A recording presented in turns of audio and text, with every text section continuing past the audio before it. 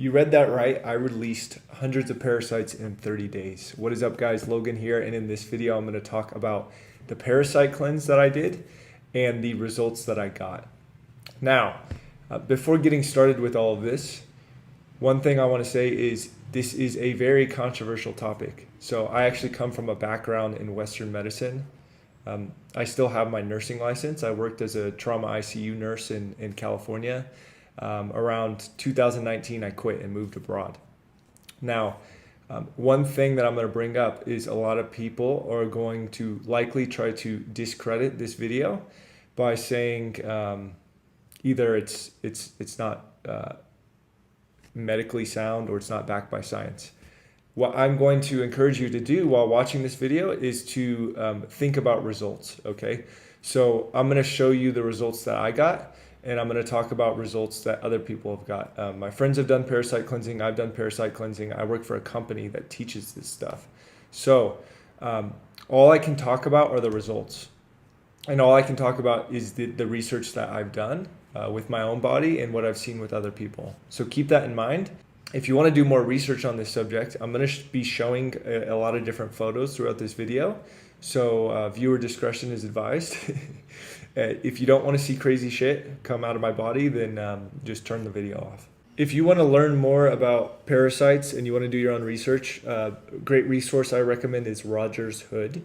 They have resources and pictures on all different types of parasites. You got ropeworms, you got baby flukes, you got biofilms that are the protection mechanism that parasites use. You have roundworms. You got all types of egg sacs that each parasite, different types will have. You can have worms coming out of the eyes. There's pictures on there of that. You got flatworms, hookworms. The list goes on. So I've had probably 3 different types come out of me, and I've had hundreds come out. I've had massive ones come out. I've seen the nests. I've seen the eggs. It is quite the experience. So there are tons of different types of parasites. It obviously depends on where you live in the world. Like if you're walking barefoot in certain places, you can get specific like types of worms or parasites that crawl into your foot. What I'm going to be talking about in this video is mostly stuff that's consumed. But it will depend. We all live different lives, and everything is so globalized now. So the chance that you have parasites is actually very high, very high. You don't have to just live in a country like the U.S. where they say it's clean. They say it's a very clean country. Foodborne illness is a huge thing. There's a lot of documentaries on it. There's one on Netflix. I can't remember specifically what it's called, but you never really know how clean your food is, especially if you're eating at restaurants. And for anyone in this video, if you eat sushi, you definitely have parasites. How all this started, I remember when I was in college, junior college, I had a professor, her name was Harriet. She was my microbiology professor. She actually said, I don't eat sushi. And I was only around 19 at the time. And I was using my dorm card to buy sushi at the local place. I would actually stack up all of my points, and then I would go and I would eat all the sushi I could at the end of the week. And she told me this, and I'm like, "What are you talking about?" She's like, "Yeah, if you eat sushi, you can get worms, you can get all types of parasites, and that's why I don't eat it." And I looked at her shocked. And I'd always been someone that wanted the truth, but at that time I just couldn't handle it. So I continued doing what I was doing. I continued eating sushi. And here we are. I'm making a video years later about hundreds of parasites that came out of me. Parasites, they exist for who knows, but I think for many reasons. I think that there's probably some component to creation where parasites and other like things like mosquitoes control disease. So it's almost like, I think in my mind, they can to some extent control populations. Obviously the world is very overpopulated now, but I still think there's some some bigger role that they play. A lot of people make the argument that parasites are in our bodies for a specific reason and that they're helping us. If that were the case, why are parasites eating our food first? And why are they releasing harmful byproducts like ammonia into our bodies? So at the end of the day, I personally err on the side of, if you do have parasites, why would you not want them out of your body? And so I want to go to the next point that people are going to bring up, which is going to be related to testing. So in the United States, there are specific tests that can be done to test for parasites. What I talk about to a lot of people that I talk to regarding this topic, they want to go and they want to get parasite testing done. And a lot of them will go and they'll get it done and they'll come back with nothing showing up. And then they'll go on with their life and they'll say they don't have parasites. Well, here's the thing. The parasite testing in the Western world is very flawed. One, because most of the parasites that exist aren't being tested for. There's microscopic parasites and they actually cause a lot of damage. Those are the ones that really need to get out of your body. And with Western tests, they're not really testing for that. There's tests done in Europe where they will spin a stool sample to test for parasites. And it needs to be ran within 15 minutes of taking a stool. So most of the tests in the US that I'm aware of, they'll take like 3 days to get your sample back. The reason this is important is because if you don't run the test, especially for the microscopic parasites, within 15 minutes, when they come out in the stool, they come out dead. And so if you don't run the test within 15 minutes, they actually start to release gases to decompose their body, and you can't find them anymore. So if anyone's testing for parasites and it's not being run immediately, then you're likely not going to get the information that you want. I want to talk about the spiritual element of parasites as well. There's a huge spiritual element here. When I first released parasites, I put on a glove. I reached in to the toilet because I couldn't really see, and I saw countless worms. And I nearly had a panic attack. I actually did have a panic attack. Yeah, let me take that back. I immediately flushed everything, went into the shower, and I sat in there for like 25 minutes with hot water, just like contemplating my life. Now, the reason I bring this up is there's a huge spiritual component to killing parasites. The spiritual component here that I'm talking about is a lot of parasites can live in your body for like up to 20 years. So if you have parasites for 20 years, I'm currently 29. These things have been living in you for a very long time, right? So they become a part of you. And something that a lot of people don't understand is these things are taking from you, right? So parasite, I believe it comes from the Greek word, which means one that sits at another's table. So these parasites are sitting there in your body and they're waiting for you to bring them things, and they're giving you nothing in return other than waste products that your body then has to process. So they're the first to get fed and you're the first one that has to deal with all their garbage.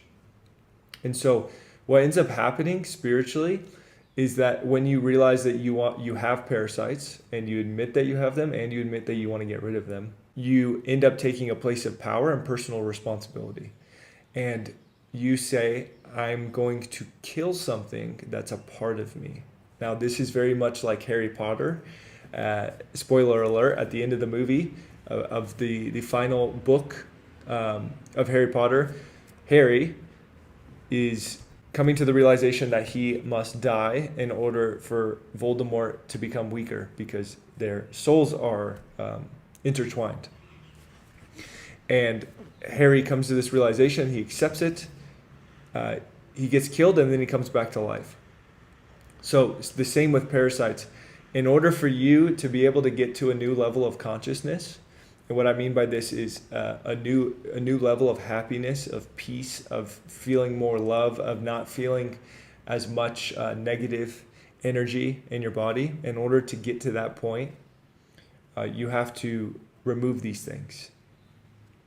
And in order to remove these things, you have to first admit you have them, and then you have to take the actions to get rid of them. And these things are going to fight tooth and nail against you in everything you do to make sure that you don't do it. In the company I work with, we have clients who get to parasite cleansing or nearly before then. We have them clean their liver first, which is really important. And right before they get to parasite cleansing, they stop. And I always laugh, not because I don't want them to succeed, but because it's the parasites that are stopping them. These things control the kind of foods we eat. When I got rid of parasites, I stopped eating crappy food. I started cooking from home a lot more. I stopped going out and eating ice cream and getting a bunch of sugar. So when you decide to get rid of these things, there's going to be a huge shift in who you are as a person. The other thing I want to talk about is the risk of parasite cleansing. So there are very specific protocols that should be followed. There's a lot of information out there on TikTok, Twitter, or X now, that pretty much gets people to just accept that parasites exist and then they dive immediately into it.